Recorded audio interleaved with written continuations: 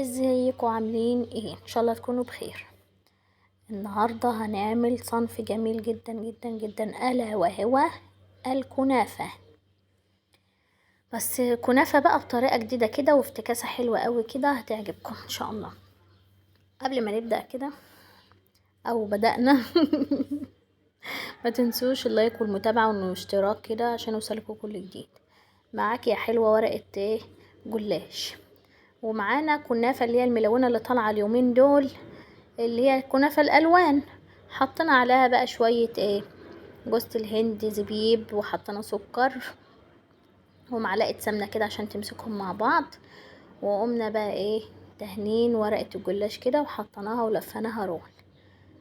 جات لنا الفكره دي من ايه؟ قلنا هي يعني الواحد مش عارف يعملها كنافه عاديه ساده الصراحه. إيه، قمنا عاملينها كده في رول. إيه اكنها ايه؟ فستق اخضر. يلا يلا، هي زي اللون الفستق الاخضر. وقمنا رايحين عاملينها بقى وجهزنا البتاع الشربات بتاعها المعروف، اللي هو كوبايتين سكر، كوبايتين ميه، نص ليمونه، مع رشه فانيليا. وبتسيبيه يبرد وبتقوم رايحه حطاه بقى اول ما الجلاش يبقى طالع سخن كده.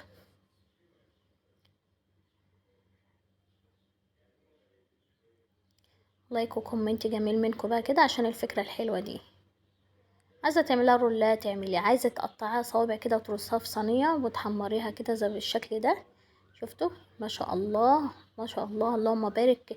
كانت فكره ولون وسوى وحاجه كده كده، حاجه كده تحفه. لو عجبكم الفيديو وعجبكم طريقه الكنافه الجديده اللي هي صوابع الجلاش التركي، اضغط لايك ومتابعه للقناه عشان يوصلك كل جديد. سلام.